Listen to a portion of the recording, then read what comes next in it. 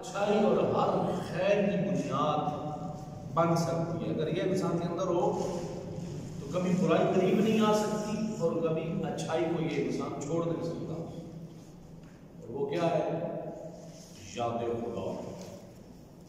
پہلی چیز کہ انسان اپنے پروردگار کو ہر وقت یاد رکھے، اس کے دل کی گہرائیوں میں یہ یاد موجود ہو کہ میرا ایک خالق ہے، میرا ایک مالک ہے، میں اس کا عبد ہوں، میں اس کا بندہ ہوں، وہ مالک ہے، میں مملوک ہوں، وہ رازق ہے، میں مرزوق ہوں، وہ عطا کرنے والا ہے، میں لینے والا ہوں، وہ ہر اچھائی کا سرچشمہ ہے۔ انسان ہر وقت یہ یاد میں رکھے، یاد خدا۔ اس لیے آیت مجیدہ سورہ احزاب میں یا ایھا الذین آمنوا اذکروا اللہ ذکرا کثیرا، اے صاحبان ایمان، اے وہ لوگ کہ جو ایمان لے کے آئے ہو، اللہ کو یاد کرو، کتنا؟ ذکرا کثیرا، بہت زیادہ یاد کرو، ہر وقت اپنے پروردگار کو۔ اچھا، وہ افراد کے جو آپ کو معاشرے کے اندر بدکار نظر آتے ہیں یا بد اخلاق نظر آتے ہیں، کہ جن کے کردار میں اخلاق نہیں ہے، جن کے کردار میں اخلاق نہیں ہے، اس کی بنیادی وجہ یہ ہے کہ انہوں نے اپنے خدا کو بھلا دیا ہے، اپنے پروردگار کو یاد نہیں رکھتے، اپنے خدا کو یاد نہیں رکھتے۔ یہ نہیں ہو سکتا کہ انسان اپنے خدا کو یاد رکھے اور اس کے کردار میں برائی نظر آئے۔ جس کو پتا ہے کہ میرا خدا ہے، مجھے ہر وقت دیکھ رہا ہے، اس لیے ذکر الہی کی تکرار سے انسان بری صفات سے اپنے آپ کو پاکیزہ رکھتا ہے۔ قرآن مجید میں ارشاد ہوا وَلَا تَكُونُوا كَالَّذِينَ نَسُوا اللَّهَ، اے لوگوں ان لوگوں کی طرح نہ ہو جاؤ جنہوں نے خدا کو بھلا دیا ہے، یعنی جنہوں نے خدا کو بھلا دیا ہے وہ بے عربی کا شکار ہو گئے۔ تم ان کی طرح نہ ہو جاؤ کہ جنہوں نے خدا کو بھلا دیا، جب انہوں نے خدا کو بلایا تو کیا نتیجہ نکلا؟ فَأَنسَاهُمْ أَنفُسَهُمْ، تو خدا نے بھی ان کو بھلا دیا۔ جب انسان اللہ کو بھول جاتا ہے تو پروردگار بھی اس بندے کو بھول جاتا ہے۔ جب انسان دین عمل کرتے ہوئے خدا کو بھولتا ہے تو خدا رحمت دیتے ہوئے اپنے بندے کو بھول جاتا ہے۔ فَأَنسَاهُمْ أَنفُسَهُمْ، ہاں یہ بھی انسان گویا کہ خدا کو اگر بھولتا ہے تو گویا کہ اپنے آپ کو بھول جاتا ہے۔ ایک بنیادی چیز یاد خدا، ہر وقت پروردگار کی یاد میں، ہر عمل کرتے ہوئے خدا کی یاد میں رہے۔ مثلا بولتے ہوئے مجھے پتا ہے کہ پروردگار نے مجھے پیدا کیا ہے، جو ہر وقت مجھے سن رہا ہے، تو میں کبھی ایسی گفتگو نہیں کروں گا جو رضائے پروردگار کے خلاف ہے۔ مجھے پتا ہے میں دیکھ رہا ہوں، لیکن مجھے پتا ہے کہ خدا مجھے دیکھ رہا ہے، میں کبھی اس چیز کو نہیں دیکھوں گا کہ جو پروردگار کی رضا کے خلاف دیکھوں، وہ ایسی نظر کبھی نہیں اٹھاؤں گا میں۔ جب مجھے پتا ہے کہ میرا پروردگار مجھے دیکھ رہا ہے، خالق ہے میرا، تو اس وقت کبھی بھی میرے پاؤں، میرے قدم گناہ کی طرف نہیں بڑھیں گے، میرے ہاتھوں سے کسی پر ظلم نہیں ہوگا۔ کیوں؟ یاد خدا، ذکر خدا، ٹھیک ہے نا۔ پھر فرمایا کہ اس کی وجہ سے قرآن مجید میں ارشاد ہے کہ یاد خدا سے دل مطمئن ہوتے ہیں۔ الا بذکر اللہ تطمئن القلوب، یاد رکھو، یعنی دلوں کا اطمینان ہے یاد خدا۔ انسان آج کیوں پریشان ہے؟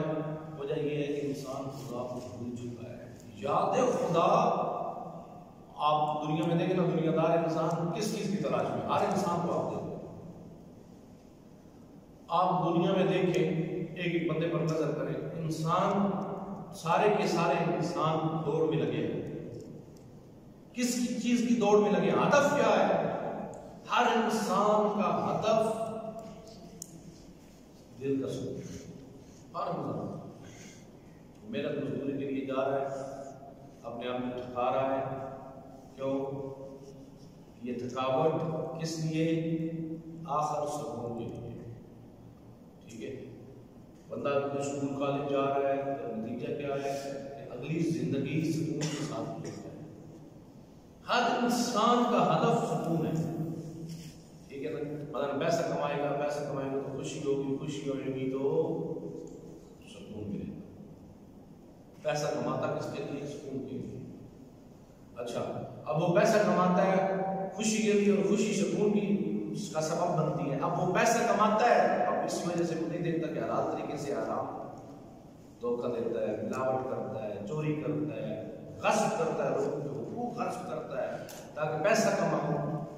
ٹھیک ہے, تو نتیجہ تن اس کو کبھی خوشی حاصل نہیں ہوتی, کبھی سکون حاصل نہیں ہوتا. اس لیے جو زیادہ مالدار لوگ ہوتے ہیں وہ کم ہی خوش رہتے ہیں. حالانکہ پیسہ انہوں نے کس لیے کمایا؟ تاکہ سکون میں رہوں. کیونکہ سکون اللہ نے بتا دیا ہے کہ سکون پیسے میں نہیں ہے, سکون مال میں نہیں ہے, سکون دنیا میں نہیں ہے, سکون دنیا داری میں نہیں ہے. سکون کس میں ہے؟ اللہ بذکر اللہ تطمئن القلوب. سکون یاد خدا میں ہے. جب انسان اپنے پروردگار کو یاد کرتا ہے پھر اس کا دل مطمئن رہتا ہے. اس کا دل جو حقیقت میں خوشی دینے والی ذات کوئی ہے, رحمتیں عطا کرنے والی ذات کوئی ہے, رزق دینے والی ذات کوئی ہے, سکون دینے والی ذات کوئی ہے, دلوں کو سکون دینے والی ذات وہی ہے. صلوات پڑھیے. اللہم صلی علی محمد وآل محمد. آگے فرمایا دوسری چیز محبت خدا. دوسری چیز کیا ہے؟ انسان اپنے پروردگار سے محبت رکھے, خدا سے محبت رکھے, یاد کرے تو اس کے دل میں محبت خدا ہو. کیوں؟ محبت خدا انسان کو دیندار بنا, محبت خدا انسان کو بااخلاق بنا. کہ انسان اپنے خدا سے عشق کرے, یاد خدا کر کر کے نتیجہ کیا ہوتا ہے کہ اس کے دل میں محبت خدا پیدا ہوتی ہے. جس چیز کو آپ زیادہ یاد کرتے ہیں نا اس کی آپ کے دل میں محبت بڑھتی چلی جاتی ہے. ٹیک کوئی بھی نہ لگائے, آگے ہو جائے ذرا. اس کے دل میں محبت خدا بڑھتی چلی جاتی ہے. جتنا انسان اپنے خدا کو یاد کرے گا, کیسے یاد کرے گا؟ نعمت خدا کی نعمتوں کو یاد کرے گا. جتنی نعمتوں کو یاد کرے گا, خدا کے احسانات کو یاد کرے گا, خدا کی نعمتوں کو یاد کرے گا, تو اتنی ہی محبت انسان کے دل میں خدا کے بارے میں بڑھتی چلی جاتی ہے. مثال کے طور پر آپ کو سب سے زیادہ محبت اپنے والدین سے ہے کیونکہ وہ سب سے زیادہ احسان کرتے ہیں. ماں باپ آپ سے محبت کرتے ہیں. کیوں؟ ماں باپ آپ کو اوپر احسانات کرتے ہیں, بچپنے سے لے کر جوانی تک وہ نعمتوں احسان پر احسان کرتے ہیں. ماں احسان کرتی ہے, باپ احسان کرتا ہے. نتیجہ کیا نکلتا ہے کہ بیٹا اپنے والدین سے محبت کرتا ہے. ٹھیک ہے. اچھا, محبت کی بنیادی وجہ جب انسان کسی کے احسان کو دیکھتا ہے, کوئی مومن بھی آپ پر احسان کرے گا نا تو آپ کے دل میں اس کی محبت پیدا ہوتی ہے. ٹھیک ہے. اور آپ دل کے اندر اس کے احسان مند ہوں گے, دل کے اندر آپ اس کے شاکر ہوں گے, شکر گزار ہوں گے. یار اس نے بڑا احسان کیا, اس نے میں فلاں دن جا رہا تھا, اس نے روک کر مجھے چائے کی پیالی پلائی ہے, اس نے میرے سے محبت کے ساتھ کی ہے. فلاں دن مجھے ضرورت تھے پیسے, اس نے پیسے دیے. میں تنگ دست تھا, مشکل میں تھا, اس نے میری مدد کی ہے. اس وقت جب لوگ میری مدد نہیں کرتے, اس نے میری مدد کی تھی. تو انسان جب یہ احسانات کو دیکھتے محبت پیدا ہوتی ہے. تو محبت جو ہے, پھر وہ انسان جب محبت اس کے اندر پیدا ہوتی ہے, پھر انسان ویسا کرنے کی کوشش کرتا ہے جیسا اس کا معبود چاہتا ہے. محبت انسان کو کئی خواہشات چھڑا دیتی ہے. مثلا ماں اپنے بیٹے سے محبت کرتی ہے یا نہیں کرتی؟ ماں اپنے بیٹے سے محبت کرتی ہے. نتیجتاً اس محبت کی وجہ سے ماں کئی خواہشات کی مخالفت, اپنی ذاتی خواہشات کو چھوڑ دیتی ہے اپنے بیٹے کی محبت کی وجہ سے. مطلب ایک چیز ہے, گھر میں آئی ہے, ایک ایسی چیز آئی ہے گھر میں موجود ہے جو کم ہے, بچوں میں تقسیم کرے گی تو خود کو نہیں ملے گی. اپنے میں اس کا دل ہے کھانے کو, لیکن پہلے اپنے بچوں کو دے گی ماں، ٹھیک ہے نا، محبت کا تقاضا ہے نا اس کا. جب انسان محبت خدا اپنے دل میں پیدا کرے گا پھر اس کے لیے جیسے ماں کے لیے مشکل نہیں ہے، آگے دیکھیں، جیسے ماں کے لیے مشکل نہیں ہے کہ وہ اپنی خواہشات کی مخالفت کرتے اس کو کوئی پرابلم نہیں ہوتی. کیوں؟ کیونکہ اس کی خواہشات پر اس کی محبت غالب آ جاتی ہے. اس کی خواہشات پر اس کی محبت غالب ہے نا. ایک طرف اس کی خواہش ہے جناب یہ چیز کھا، ایک طرف ہے ماں باپ بچوں کی محبت. یہ محبت جب غالب آتی ہے تو پھر خواہشات کی مخالفت کرتے ہوئے اس کو کوئی پرابلم نہیں ہوتی. ٹھیک ہے. اسی طرح انسان جب زندگی گزار رہا ہے اس دنیا کے اندر، ایک طرف کیا ہے خدا کی محبت ہے، ایک طرف نفسانی خواہشات ہے، نفس کی خواہشات. اب دونوں مقابلے میں ایک طرف اللہ کی محبت ہے، دوسری طرف اب آپ کی جو چیز غالب ہوگی، جو زیادہ ہوگی وہ غالب آ جائے گی. محبت خدا غالب ہوگی تو آپ کے لیے کوئی مشکل نہیں ہوگی کہ آپ اپنی خواہشات کی مخالفت کریں. کوئی پرابلم نہیں آئے گی، مشکل نہیں ہوگی. آسانی سے آپ اپنی خواہشات کی مخالفت کر لیں گے اور آپ کو پتہ بھی نہیں چلے گا. اس لیے یاد خدا کے بعد دوسرا معنی محبت خدا، عشق خدا، کہ آپ کے اندر عشق ہونا چاہیے اپنے خدا سے، اپنے خالق سے. محبت، اس کو محبت کیسے پیدا ہوتی ہے؟ اس کی نعمتوں کو یاد کریں. پھر وہ کیونکہ وہ خالق پسند نہیں کرتا کہ انسان کے اندر برائیاں ہوں، تو پھر اس ذات کو خوش کرنے کے لیے، اس کی رضا کے لیے انسان ہر چیز کو چھوڑتا ہے. اور اس سے محبت جب پیدا ہوتی ہے پھر انسان فقط اور فقط اس کی رضا کو چاہتا ہے، پھر اس کی خوشی کو چاہتا ہے. یہ محبت کی انتہا ہے. جیسے میرے کائنات فرماتے ہیں نا، کسی نے پوچھا کہ مولا آپ کہاں بیٹھنا پسند ہے؟ مولا فرماتے ہیں کہ میں جنت کی بجائے مسجد میں جانا پسند کرتا ہوں. جنت میں میرا نفس خوش ہوگا اور مسجد میں میرا رب خوش ہوگا. تو وہ کیا ہے؟ وجہ کیا ہے؟ میرا رب، امام اپنے رب سے محبت کرتے، عشق کرتے. ٹھیک ہے. دنیاوی عشق کو دنیاوی غرضوں کے لیے ہوتے ہیں نا، خدا سے عشق تو حقیقت میں روحانی عشق ہے. اور وہی دنیا میں انسانی کمال ہے کہ انسان اپنے خدا سے عشق کرے.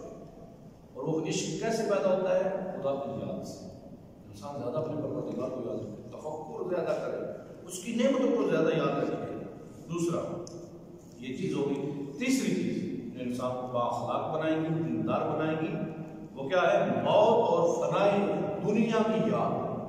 انسان اپنے دل میں ہمیشہ یہ یاد رکھے کہ یہ زندگی ہمیشہ نہیں ہے، یہ چلتی ہوئی سانس ہمیشہ نہیں ہے.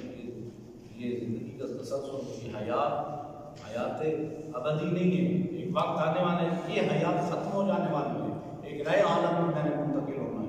یہ تو چل ہو جائے، کیا پتا کب انسان کی زندگی ختم ہو جائے. کوئی عمر کا بھی نہیں پتا کتنی عمر ہے. کسی کی مثلا نومولود ہے تو دنیا سے چلا جاتا ہے، کوئی ماں کے پیٹ سے چلا جاتا ہے اس دنیا سے، کوئی نومولود ہے تو چلا جاتا ہے، کوئی سال ہوتا ہے تو چلا جاتا ہے، کوئی 10 سال کا ہے، کوئی 50 سال کا ہے، کوئی 80 سال کا ہے، نہیں پتا.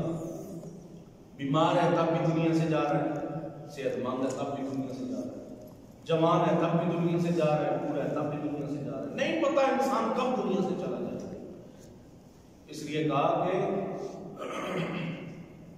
اس طرح زندگی گزارو جیسے آج تمہاری زندگی کا آخری دن. مثلا آپ کو بتا دیا جائے کہ آج آپ کی زندگی کا آخری دن، صلوات کرو.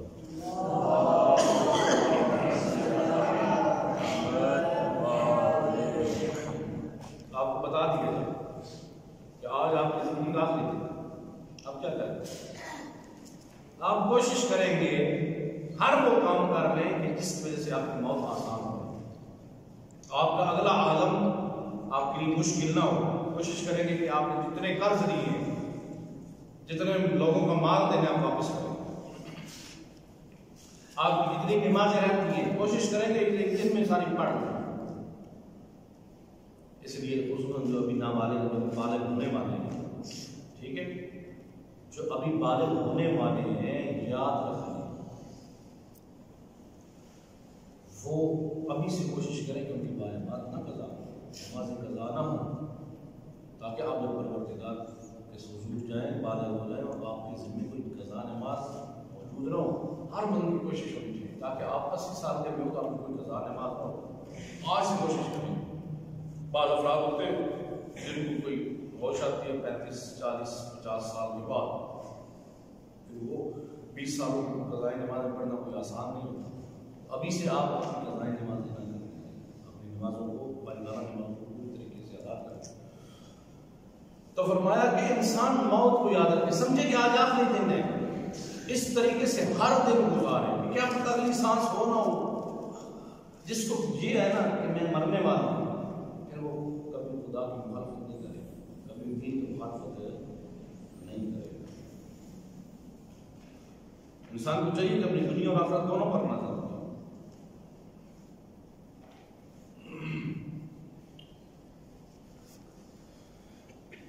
اس لیے فرمایا افضل الزہد و ذکر الموت، افضل ترین زہد موت کو یاد کرنا. افضل التفکر و ذکر الموت، افضل ترین فکر موت کو یاد کرنا. افضل عبادت و ذکر الموت، افضل ترین عبادت انسان کیا انسان کے لیے انسان موت کو یاد کرے، اپنی موت کو یاد رکھے، ضرور یاد رکھے. ٹھیک ہے نا؟ کیا پتہ انسان جا رہا ہے کسی وقت بھی کسی حادثے کا شکار ہو جائے، یہ چلتا ہوا دل بند ہو جائے. ہاں یہ چلتا ہوا دل، یہ ایک دل ہے نا مشین ہے چھوٹی سی، کسی وقت بھی بند ہو سکتا ہے، کسی وقت بھی آپ کو قبض کی جا سکتا ہے. انسان رات کو سوئے ٹھیک ٹھاک سوئے صبح نہ اٹھے، ہاں صبح جاگ ہی نہ آئے، انسان ہمیشہ کے لیے بند ہو جائے. کیوں نہ ہو کہ انسان کا نام اعمال صاف ستھرا ہو، اس کے اعمال صاف ہو، اس کا کردار پاکیزہ ہو، تاکہ انسان کو پھر موت جو جس کا کردار پاکیزہ ہوتا ہے نا پھر اس کے لیے موت مشکل نہیں ہوتی، اس کے لیے موت مشکل نہیں ہوتی. جناب قاسم نے کیا فرمایا تھا؟ شب عاشور 13 سال کا نوجوان، آپ میں سے کون کون سے ہاتھ اٹھائیں جو 13 سال سے بڑے وہ ہاتھ اٹھائیں. سارے 13 سال سے بڑے، ٹھیک ہے. کچھ 4-5 بندے ہیں جو 13 سال سے چھوٹے. 13 سال کا نوجوان اعزاز قاسم، ٹھیک ہے. یعنی آپ شب عاشور کربلا کے اندر امام حسین علیہ السلام کے پاس گئے، شہزادہ قاسم امام حسین علیہ السلام رات کے اندھیرے میں شب عاشور میں کل بتا رہے ہیں کل فلاں بھی شہید ہے، فلاں بھی شہید ہے، فلاں بھی شہید ہے. جناب قاسم کافی دیر بیٹھے رہے، کافی دیر کے بعد پھر بولے، پوچھا چچا جان کیا میرا نام شہداء میں نہیں ہے؟ تو شہزادہ امام نے فرمایا بیٹا قاسم کیف عندک الموت، بیٹا قاسم تیرے نزدیک موت کیسی ہے؟ اب یہاں جواب سنیے. فرمایا کہ چچا الموت احلی من الاصل، موت میرے نزدیک موت شہد سے زیادہ میٹھی ہے. شہد سے زیادہ اتنا شہد میٹھا ہوتا ہے، اسے کہیں زیادہ میٹھی میرے لیے موت ہے. تو ہم موت سے ڈرتے ہیں، لیکن موت تو ڈرنے والی چیز نہیں.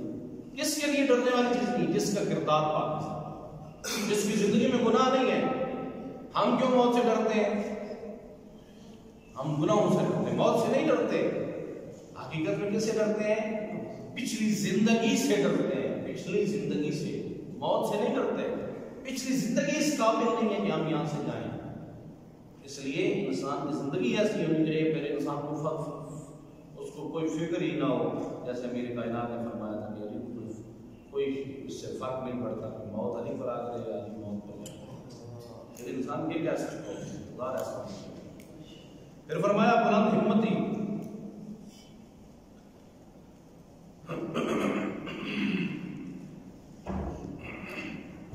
انسان بلند ہمت ہو، اس کے اندر اتنی اخلاقی جرات ہو جو اچھے اخلاق کو اپنے کردار کا حصہ بنائے اور برے رذائل کو اپنے اخلاق سے دور کرے. آگے 5ویں چیز، یہ آپ جلدی بیان کر رہا ہوں، زیادہ تفکر کر، زیادہ فکر کر. تمام کاموں کے اچھے اور برے کاموں کے نتائج کے حوالے سے فکر کرے، تفکر. مثلا کہتے ہیں نا کہ کئی سال کی عبادت سے بہتر چند لمحے بیٹھ کر فکر کرتے ہیں انسان. چند لمحے تفکر، اپنے امور کے بارے میں فکر، جو کام کرنے لگا ہے اس کے نتیجے کے بارے میں فکر، ہر کام سے پہلے اس کے نتیجے کے بارے میں فکر کرنا، یہ جو کام کرنے لگا ہوں اس کا نتیجہ کیا ہے؟ اگر برا ہوگا کبھی آپ کام نہیں کریں گے۔ مثلا آپ کوئی ایسی چیز کھانے لگے نا، کوئی چیز کھانے لگے پہلے فکر کر لیں کہ اس چیز کا نتیجہ کیا ہوگا میرے جسم کا۔ جیسے بچے ببل کھاتے ہیں، بڑے کیوں نہیں کھاتے؟ بچے اس لیے کھا جاتے ہیں، بچے فکر نہیں۔ بڑے کیوں نہیں کھاتے؟ بڑے اس لیے نہیں کھاتے کیونکہ بڑوں کو پتا ہے کہ یہ صحت کے لیے مضر ہے، نتیجہ برا ہے۔ یہ چیزیں، بری چیزیں انسان اس لیے چھوڑ دے گا کہ اس کو پتا ہے کہ اس کا نتیجہ برا ہے۔ اس لیے کہتے ہیں کہ ہر کام سے پہلے فکر کریں، تفکر کریں۔ آپ پڑھائی کرتے ہیں نا، پڑھائی کرتے ہیں، کتابیں پڑھتے ہیں، کتابیں پڑھنے سے زیادہ بہتر ہے کہ جو تھوڑا پڑھا ہے اس پہ فکر کریں، اس میں تفکر کریں۔ مثلا پروردگار کی نعمتوں کے بارے میں، کائنات اور اس آفرینش، یہ پوری کائنات، اس کی کہکشائیں، ٹھیک ہے، اس کی فطرت، اس پروردگار کی قدرت، اس کے بارے میں فکر کریں۔ خدا کی قدرت کو دیکھیں کہ خدا کی ذات کتنی عظیم ذات ہے۔ جب آپ کے دل میں اس کی عظمت بیٹھے گی نا، پھر اس ذات کے سامنے آپ کی گناہ کرنے کی ضرورت نہیں ہوگی۔ ہم گناہ کیوں کرتے ہیں؟ حالانکہ پتہ بھی ہے کہ وہ ذات دیکھ رہی ہے، پتہ ہے نا کہ نہیں پتہ؟ پتہ ہے، اس کے باوجود گناہ کیوں کرتے ہیں؟ اس کا مطلب یہ ہے کہ اتنا پتہ نہیں ہے جتنا پتہ ہونا چاہیے۔ ہم نے اپنے زبان کی حد تک کہا ہوا ہے، کیونکہ ہمیں بتایا کہ والدین نے بتایا، استادوں نے بتایا کہ وہ خدا دیکھ رہا ہے، اس لیے بتایا کہ دیکھ رہا ہے، لیکن گناہ کرتے ہوئے تو کبھی نہیں سوچا۔ اچھا یہاں کیمرہ لگاؤ، یہاں کیمرہ لگاؤ، جناب کیمرہ لگا ہوا ہے تو استاد دیکھ رہے ہیں دفتر میں بیٹھ، آپ میں سے کوئی چڑی پر بھی نہیں مارے، کیا وجہ؟ چڑیا کیوں نہیں پر مارے گا؟ کیونکہ کیمرے نے اس کے پر توڑ دیے۔ نہیں، حرکت بھی نہیں کرے گا وہ، میں سامنے ایسے بیٹھا رہے گا، میں پڑھ رہا ہوں، پتہ چلے کہ پڑھا جا رہا ہے، کیونکہ میں دیکھا جا رہا ہوں۔ وہ ایک آنکھ ہے جو مجھے دیکھ رہی ہے کیمرے، میں دفتر میں دیکھا جا رہا ہوں، پتہ چلے کہ میں پڑھائی کر رہا ہوں، بڑا لائق ہوں، محنتی ہوں، بااخلاق ہوں، سب سے بڑے اچھے انداز میں بات نہیں کرے گا۔ اگر مجھے اندر اخلاق ہے یا نہیں ہے، لیکن ظاہر کرے گا تاکہ میں اچھا رہوں، میرا اچھا ایک ریکارڈ بنے، ایسا ہے یا نہیں ہے؟ عام بندے کے سامنے تو آپ اچھا ریکارڈ بنانا چاہتے ہیں، لیکن ایک خدا کی ذات کا کیمرہ آپ کی کردار پر لگا ہے، ہر وقت آپ دیکھے جا رہے ہیں، اللہ کی ذات دیکھ رہے ہیں، اس کے سامنے اپنا ریکارڈ انسان بنانا چاہتا ہے، اپنا اچھا ریکارڈ بنانا چاہتا ہے۔ انسان اپنے دل میں بٹھا لے کہ وہ ذات ہر وقت دیکھ رہی ہے اور میری ہسٹری تیار ہو رہی ہے، میرا ایک نامہ اعمال تیار ہو رہا ہے، جو ایک فائل بنائی جا رہی ہے، جو میرا ریکارڈ بنایا جا رہا ہے، میرے سامنے کھلا جائے، اس کو میں نے بہتر کرنا ہے، اس کو میں نے صاف کرنا ہے، گناہوں سے پاکیزہ کرنا ہے۔ انسان کبھی بھی پھر گناہ نہیں کرے گا جب دل کی اتھا گہرائیوں سے اس چیز کے بارے میں یقین رکھ لے گا نا، پھر وہ کبھی بھی گناہ نہیں کرے گا۔ پھر آگے فرمایا جناب کہ انسان، امام علی رضا علیہ السلام نے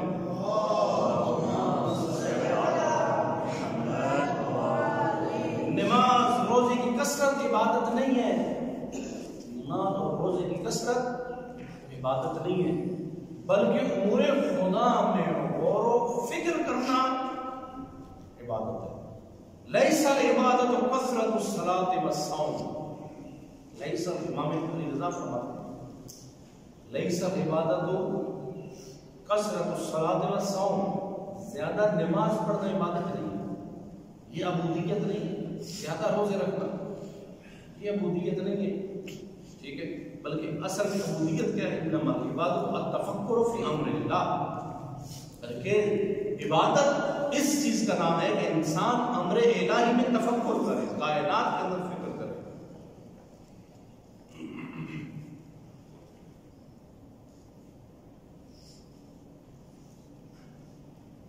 قرآن کے ایک آیت میں کہ اے رسول آپ میرے ان بندوں کو بشارت دیجیے جو باتوں کو غور سے سنتے ہیں اور بہترین بات کی پیروی کرتے ہیں۔ یہ اکثر لوگ آپ دیکھیں نا، کچھ مسالے کے لوگ ہیں کچھ کہ جن کے اعمال عقل کے مطابق نہیں ہوتے، تھوڑی سی فکر کرے گا تو اس کو چھوڑ دیں، وہ انسان اندر دھند تقلید کر دیتا ہے، فکر کیے بغیر، عقل کے مطابق عمل کیے بغیر، وجہ کہ وہ فکر نہیں کرتا۔ ہمارا مذہب فکر کرنا سکھاتا ہے، انسان اندھا دھند کسی کے پیچھے نہ چل جائے بلکہ فکر کرے، تفکر کرے، کیا واقعی جو میں یہ کام کر رہا ہوں یہ عقل کے مطابق ہے یا نہیں ہے۔ تو یہ انسان یہ چیز تفکر انسان کو بااخلاق بناتا ہے۔ اچھا جب انسان فکر کرے گا تو برے اخلاق نکل جائے گی، اچھا اخلاق انسان کے کردار کا حصہ بنے گا۔ اگلی چیز چھٹی چیز کیا ہے؟ مطالعہ، اچھی کتابوں کا مطالعہ کریں زیادہ سے زیادہ۔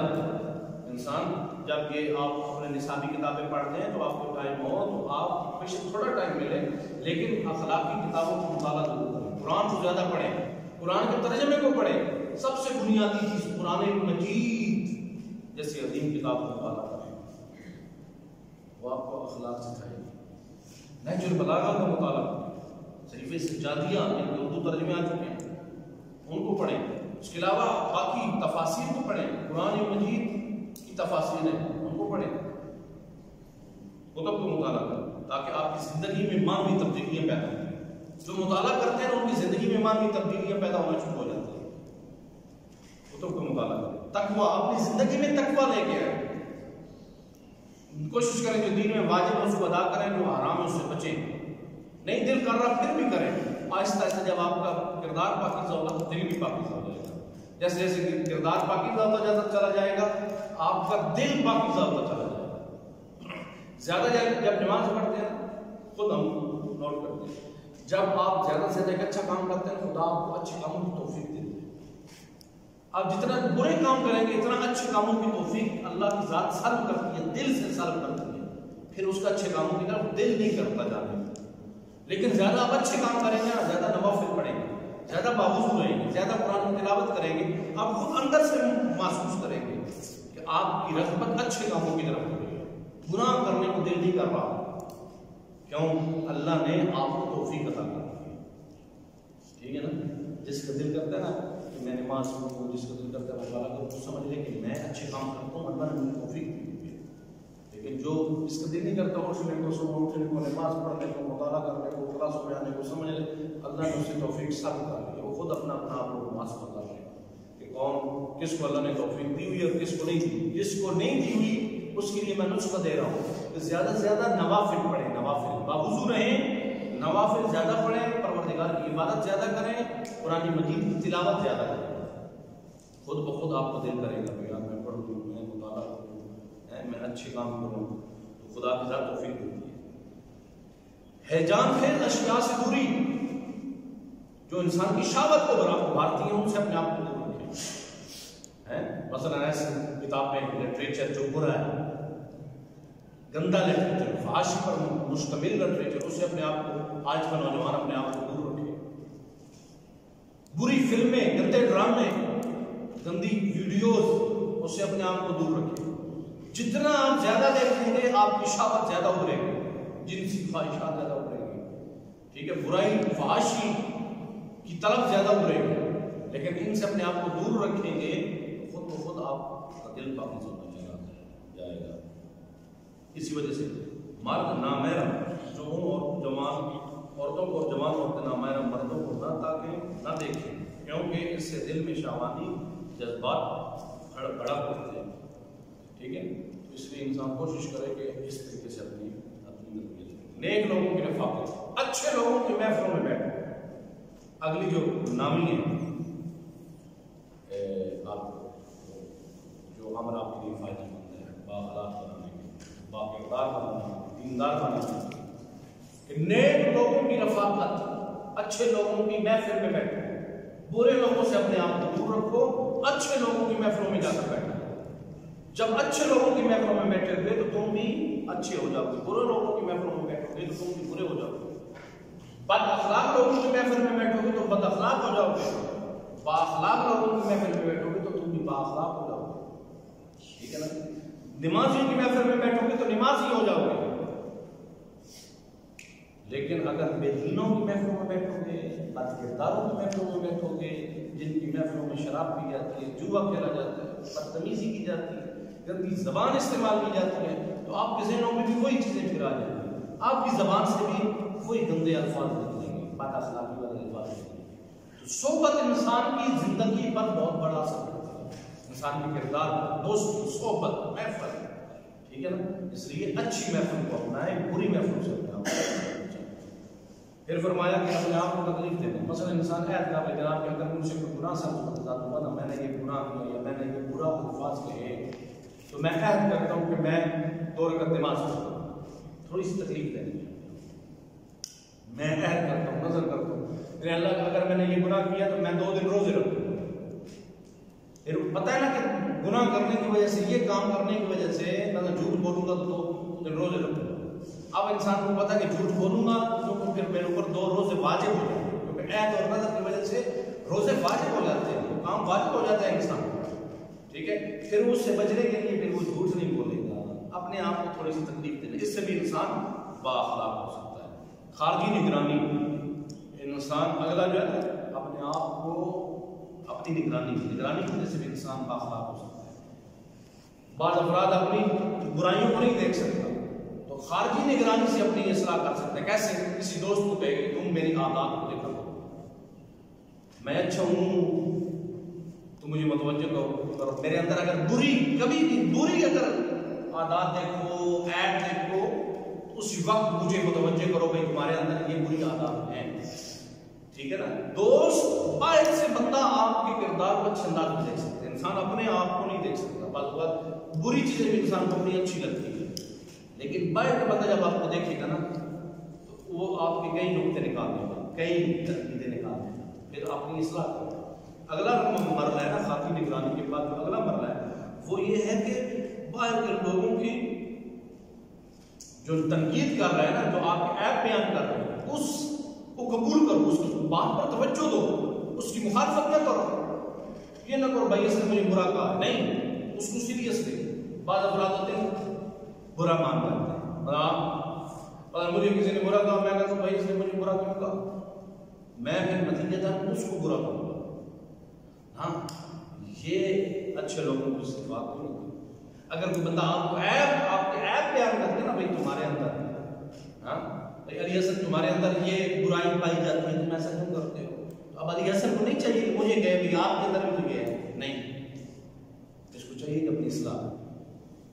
مجھے کوئی بتاتا ہے نا میں جناب شرائی صاحب آپ کے اندر یہ عیب ہے، تو میرے دوست مجھے متوجہ کرتے ہیں کہ شرائی صاحب آپ کے اندر یہ عیب ہے، آپ زیادہ ہنستے ہیں، ہاں زیادہ اونچی آواز سے ہنستے ہیں، یا آپ کا لہجہ اچھا نہیں ہے، آپ کا لہجہ سخت ہے، یہ جب میں بھی کہوں گا تم نے بھی تو فلان دن ایسے انداز میں کی تھی نا، سیریس ہو، کیونکہ وہ تو میرے دوستی کا سبب ہے، اس کی بات میرے کردار کی اصلاح کر سکتی ہے، میں اپنے آپ کو ٹھیک کر سکتا ہوں، میری زندگی صاف ہو سکتی ہے اس کے ایک بات کی وجہ سے۔ اس لیے مولا فرماتے ہیں میرا سب سے بہتر دوست وہ ہے، اس بندے کو پسند کرتا ہوں جو میرے عیوب پر مجھے متوجہ کرتا ہے، ٹھیک ہے نا؟ یعنی امام نے تو ہمیں ہماری اصلاح کی بات کی نا، یعنی تمہارا سب سے بہتر دوست وہ ہے جو تمہارے عیبوں کے بارے میں مجھے خبر دے کہ بھائی تیرے اندر یہ عیب پایا جاتا ہے، تو پھر اس کے مقابلے میں دشمنی پر نہ آ جاؤ۔ مگر کوئی بندہ کہ جناب آپ جناب جو ہے نا اذان ٹھیک نہیں دیتے، بندہ غصے ہو جائے میری یہ اذان نہیں، اس سے پوچھے کون سی کہاں سے میری غلطی ہے تاکہ میں وہاں پر اصلاح کروں، ٹھیک ہے؟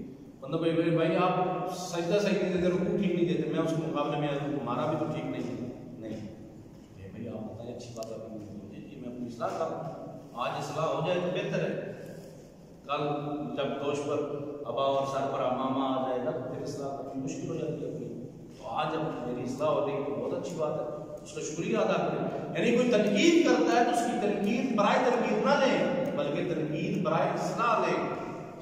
پہلے بہتر تو یہ کہ تنقید کرنے والا بھی اصلاح کے لیے تنقید کرے، تنقید برائے تنقید نہ کرے۔ دوسرا انسان بھی اپنی اصلاح اس تنقید سے کریں. تربیت قبول کرنا. کوئی بندہ آپ کی تربیت کرتا ہے، والدین، سرپرست، اساتذہ، تو پھر ان کی تربیت سے انسان استفادہ کرے. آخری چیز جو انسان کے لیے بہتر ہے وہ کیا ہے کہ انسان اچھے لوگوں کو دیکھے. برے لوگوں کی زندگی کا بھی جائزہ لے، اچھے لوگوں کی زندگی کا بھی جائزہ لے. دیکھیے کہ جو انسان زندگی میں کامیاب ہوئے وہ کیوں کامیاب ہوئے، جو ناکام ہوئے ہیں وہ ناکام کیوں ہوئے، وہ جو آج پڑھ لکھ کر بہت بڑے آدمی بن گئے وہ کیوں بن گئے، جو آج ایک ناکام زندگی گزار رہے ہیں ان کی وجہ کیا ہے، ان کو دیکھیں. پھر اپنے والدین کی زندگی کا جائزہ لے، نانا نانی، دادا دادی، ان کی زندگیوں کا جائزہ لے، چاچا چاچی، اپنی فیملی کے افراد کو دیکھیں. ٹھیک ہے نا. ان کو دیکھنے کی ان کی زندگی کا جائزہ لینے سے انسان اچھی عادتیں اپنائے جو اچھی لگتی ہیں. جو بری عادات آپ کو لگتی تھی بھائی یار یہ بری عادت ہے، تو آپ دوسروں کی بری عادات کو اپنی زندگی سے بھی نکالیں. جناب لقمان سے پوچھا تھا کسی نے کہ آپ کیسے اتنے بڑے حکیم بن گئے؟ انہوں نے کہا تھا کہ میں لوگوں کو دیکھتا تھا، کیونکہ ان کو کہا تھا کہ آپ کوئی مربی نہیں، آپ کو کوئی تربیت کرنے والا نہیں، آپ کیسے معاشرے میں اچھا بندہ بھی نہیں ہے، آپ کیسے ٹھیک ہو گئے؟ حکیم تھے لقمان حکیم. انہوں نے کہا میں لوگوں کی بری عادات کو دیکھ کر اچھا آدمی بنا. جب میں نے معاشرے میں دیکھتا نا کہ یہ لوگ برے ہیں، یہ بری عادات ہیں، ان کو نکالتا گیا، نتیجتاً میری زندگی میں اچھی عادات باقی رہ گئی. ٹھیک ہے. دوسروں کی زندگیوں کو جائزہ لے کر انسان اپنی زندگی کی اصلاح کر سکتا ہے.